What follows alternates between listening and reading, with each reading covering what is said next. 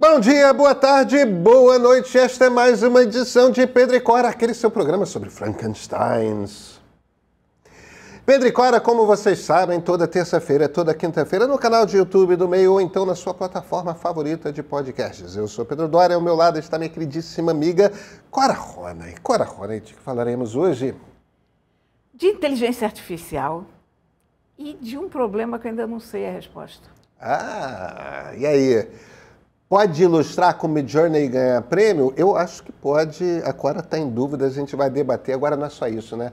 Tem muita novidade da turma do ChatGPT, da turma do DALL-E, da turma da OpenAI. Novidades que mudam radicalmente a ferramenta. Gente, vem.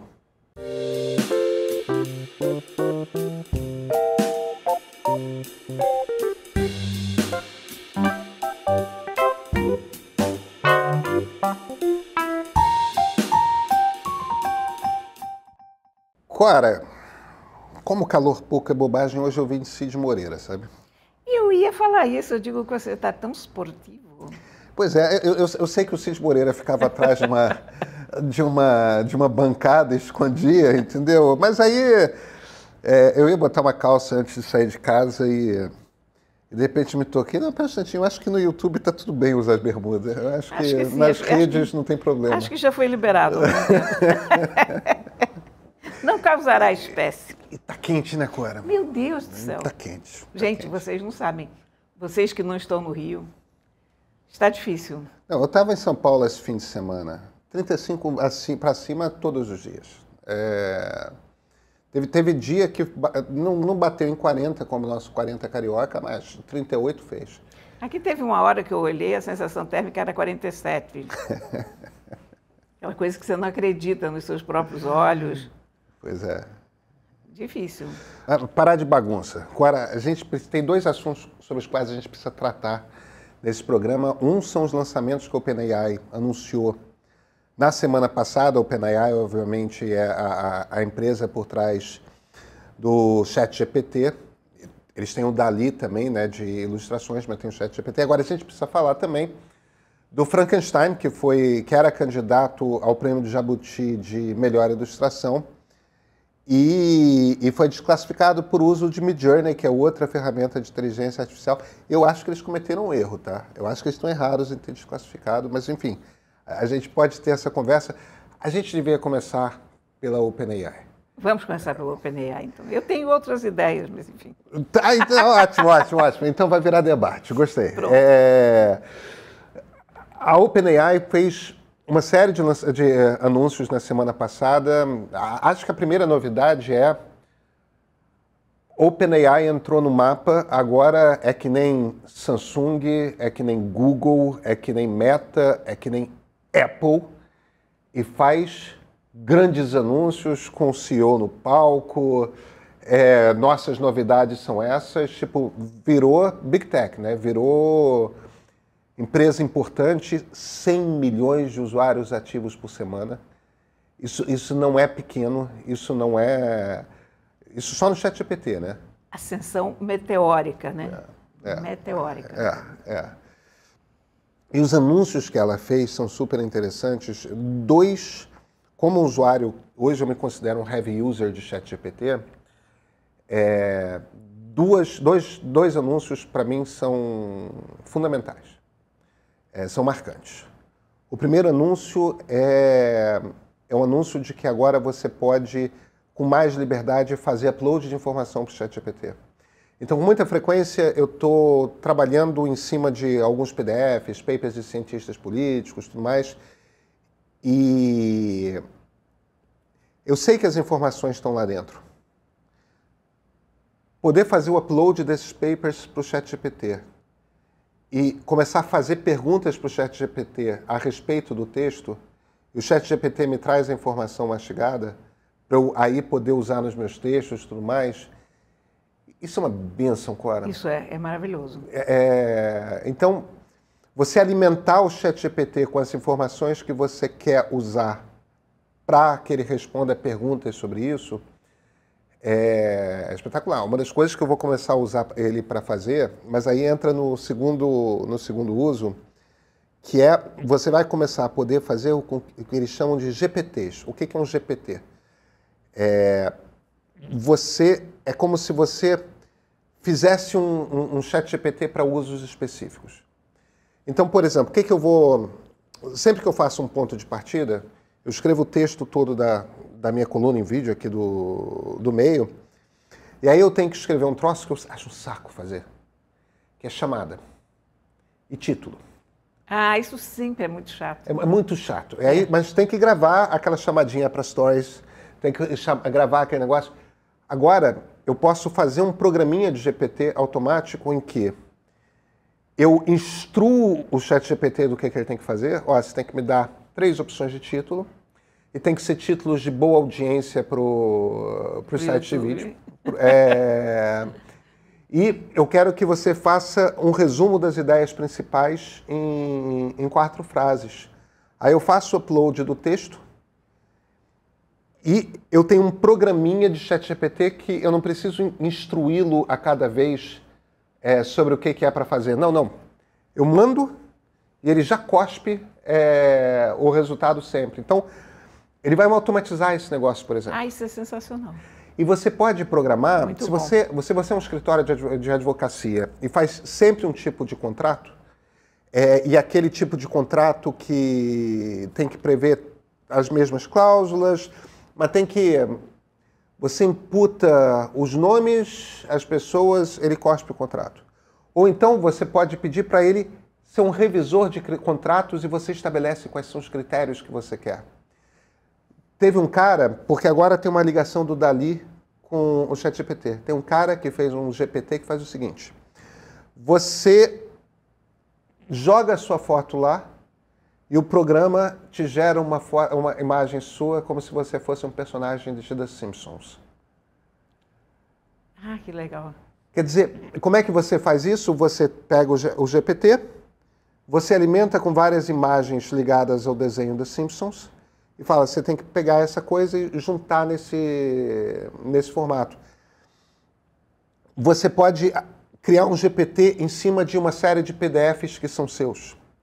Você pode... Quer dizer, se eu, por exemplo, quiser fazer um GPT que responde às pessoas como se fosse eu, entendeu? Um bot Pedro Doria, eu poderia pegar, sei lá, todos os textos de ponto de partida desde o início, jogar todos os textos dos meus livros, alimentar o ChatGPT com aquilo e digo para o GPT, você responde as perguntas sobre política se baseando nas informações que estão aqui nesses troços. E aí ele vai sempre... E ainda digo, usando o mesmo estilo de texto. No fim das contas, você faz um ChatGPT de uso específico e você treina ele para responder aquela coisa. E ainda uma personalizada do... Exatamente. Do e ainda vai ter uma GPT Store, que nem tem uma App Store, em que as pessoas que fizerem esses GPTs específicos, se quiserem, podem botar à venda o uso.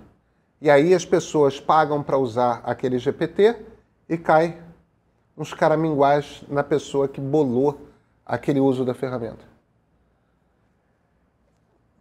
Sensacional, né? Muda radicalmente a lógica do ChatGPT. Eu acho que as pessoas ainda não entenderam o poder que tem.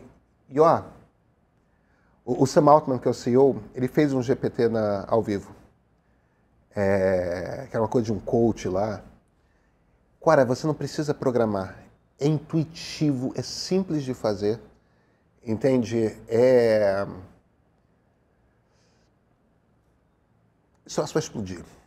Olha, aquela coisa que a gente no outro dia estava falando, das áreas que a gente ainda não sabe em que ele vai entrar, como nós vamos ganhar dinheiro, quais são os empregos que serão gerados.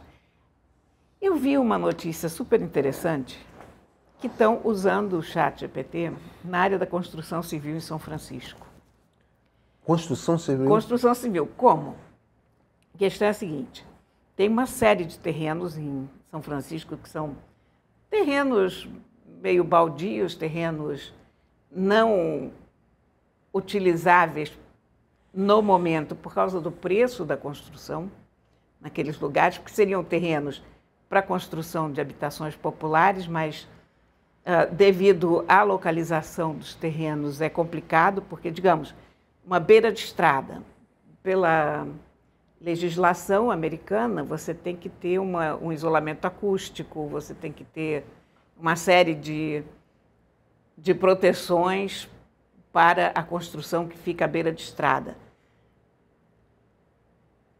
O que sai muito caro numa coisa dessas é calcular tudo isso, mais até do que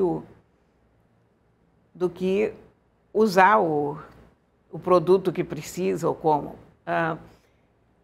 Tem que ter uma janela voltada para o sol, para isso, para aquilo.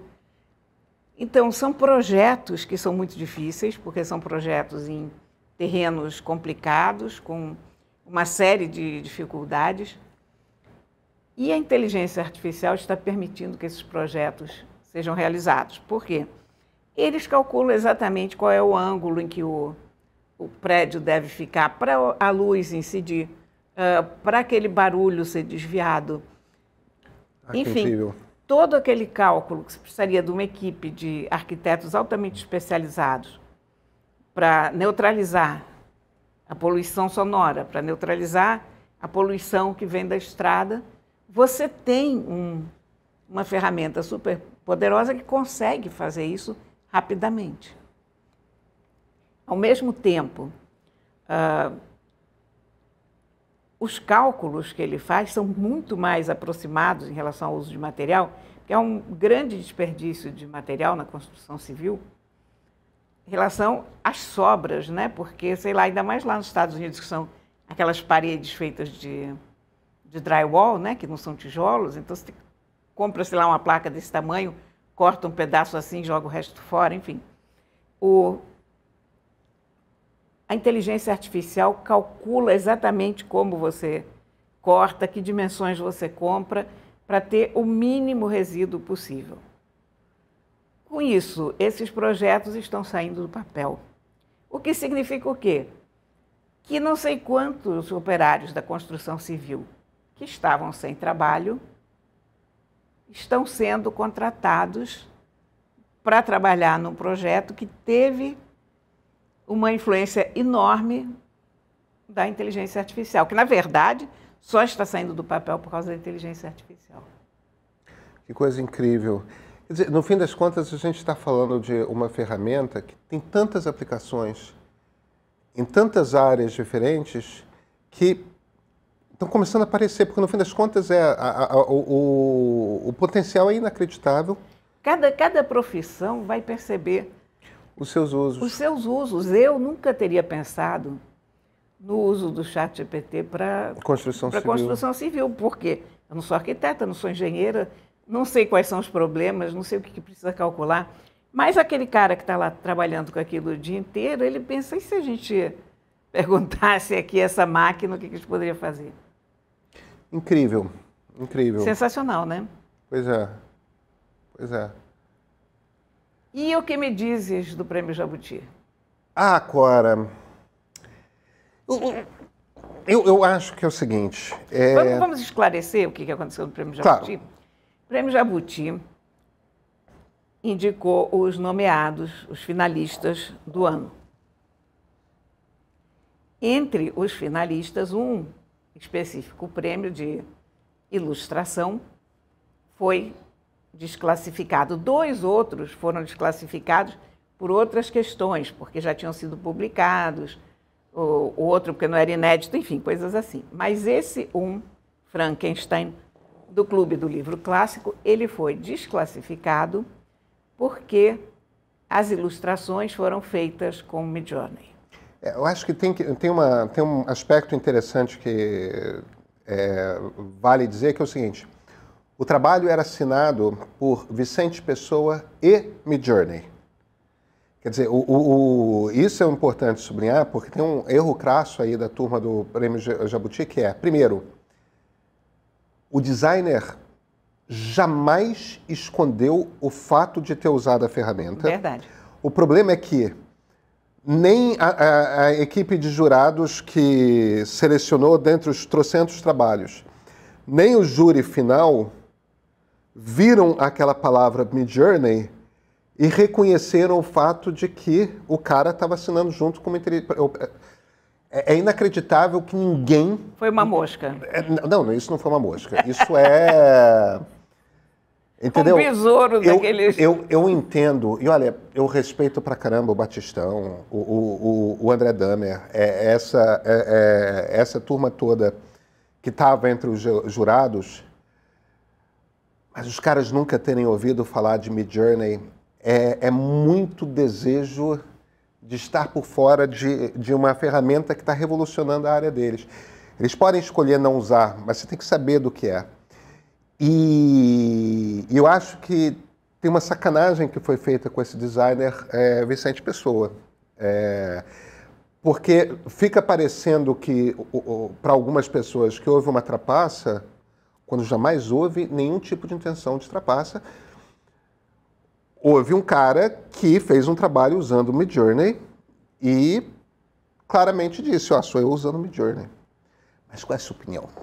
A minha opinião, você acha que ele não devia ter sido desclassificado? Eu acho que ele não devia ter sido classificado de jeito nenhum. Eu acho que você deve criar, talvez, uma categoria separada para inteligência artificial. Aliás, pensando bem, não sei, não. É engraçado, a cabeça da gente muda tanto em relação a isso, né? Porque eu falei isso e aí comecei a pensar, mas será que a gente tem uma categoria separada para aquarela? Ou a gente tem uma categoria separada para tinta a óleo? Ou a gente tem uma categoria separada para caneta Agora, Bic? você está fazendo um argumento, tá? Eu sei, pois é. Quer dizer, é para vocês verem como nada ainda está escrito em pedra em relação a isso, né? Eu acho que tinha que ficar...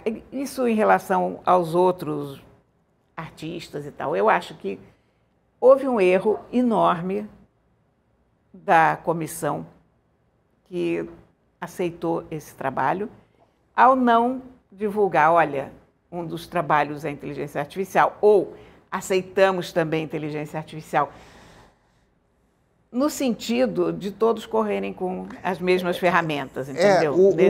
Nesse aspecto. O que o regulamento diz é o seguinte, o que o regulamento lá diz em não estando previsto, e em havendo uma polêmica que não está prevista nas regras, o júri final decide.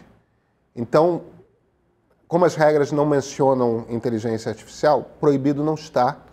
Em havendo uma polêmica, o júri tem liberdade, o júri final tem liberdade para decidir. Eu acho que o júri foi fundamentalmente conservador. E um bocado pelo argumento que você já estava fazendo, tá? Eu acho que é uma ferramenta... É uma ferramenta, mas eu não sei, quer dizer, na minha cabeça só o que fica um pouco é a coisa de não ter sido às claras, não por parte do desenhista, mas por parte da organização, dizer estamos agora aceitando. Enfim. Quer dizer, eu também não sei quando eles fizeram isso, se isso era o caso de dizer. É complicado, é difícil. Porém, o que eu queria lembrar, de qualquer maneira, é o seguinte, é que não é fácil. Porque a gente faz aqueles desenhinhos nossos com DALL-E, e a gente acha, tá vendo? Qualquer um faz ilustração com inteligência artificial. Não é verdade. Qualquer um faz ilustração ruim com inteligência artificial. Para fazer ilustração boa com inteligência artificial, ilustração que alguém como André Dahmer diz que é ótima, ele sabe o que é uma boa ilustração, é muito difícil. É preciso conhecer muito bem a ferramenta, é preciso estudar aquilo muito a fundo, porque o que acontece com a ilustração por inteligência artificial é que ela é uma ilustração através de palavra. É o prompt que você faz. Mas o prompt tem uma série de detalhes que a gente que não estuda, que não faz isso 24 horas por dia, a gente não sabe. a ordem das coisas em que você põe, o ângulo em que a pessoa está da janela, a luz que incide. É impressionante o que você precisa trabalhar. E Cora, você precisa também ter uma profunda cultura gráfica. Precisa. Porque uma das coisas que você bota nesse prompt é, olha, eu quero tal paleta de cores, inspiração de tal movimento de arte. Eu gero, às vezes, fotografias com Midjourney. Eu aprendi, lendo prompts de outros, a botar... Eu gero imagens fotográficas para as minhas apresentações, para os meus PPTs. Eu boto qual é a câmera que eu estou usando, qual o filme que está na câmera, qual é a lente, o bokeh como que está ajustado, qual é o aperture, né? A abertura da lente. E aí eu me viro e falo, como se fosse uma fotografia do Robert Doisneau, entendeu? Ou tal coisa. Por quê? Porque eu estou querendo evocar um determinado tipo de clima. Eu Entende? acho que eu, no fundo, concordo com você. E além disso, as fotos saem interessantes. Agora, não é a primeira, segunda, terceira foto. Não. É a sexta foto. E às vezes você percebe que não basta você botar a foto, descrever com palavras. Você tem que ir catar uma referência na internet de uma fotografia que evoca o mesmo clima para você alimentar o Midjourney com aquela imagem e a sua descrição para... Eu sou um amador nesse negócio. O que eu estou querendo dizer é, esse designer que produziu esse Frankenstein, não... É isso que você falou. Não é qualquer um que produz aquela ilustração. Não. Entendeu? Ele usou uma ferramenta. Ele soube alimentar a ferramenta. Ele tinha uma ideia que ele estava buscando. Ele tinha uma visão do que ele queria. Ele tinha uma visão clara do que ele queria. E ele extraiu com essa ferramenta o resultado de uma visão. É um pouco como no tempo em que os pintores finalmente chegaram ao ultrarrealismo, de repente você começa a fotografar e os caras falam, você está trapaceando. Exatamente. A gente volta para... É sempre a mesma discussão, né? É isso. É sempre a mesma discussão. Eu acho que eu concordo. Eu não deveria ter desclassificado, não. Eu acho que foram precipitados nessa desclassificação. Acho que foram conservadores. Não pensaram o suficiente no assunto. Mas é uma coisa que eu entendo também, porque é muito nova, é muito radical. Agora, o fato é que é preciso ter muito talento e é preciso ter muito trabalho para conseguir um resultado que preste e que seja realmente de grande qualidade, para você chegar a ser finalista num prêmio com a importância do Jabuti.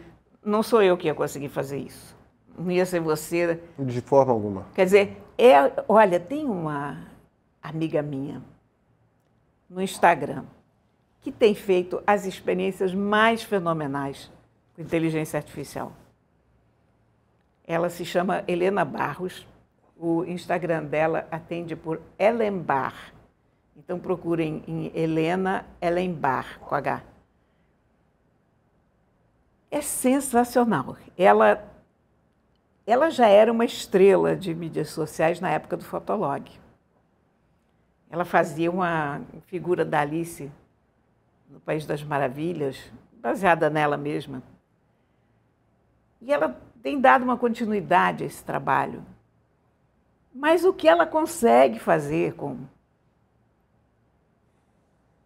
a inteligência artificial, o que você aprende olhando para o que ela faz, o que você aprende não no sentido de que eu vou saber fazer, o que você aprende no sentido da tua própria ignorância.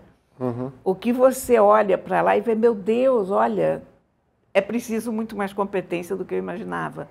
É preciso a compreensão disso, daquilo, do não sei o quê, porque ela é professora. Então, ela explica as, técnicas, ou o que ela buscou aqui ou ali.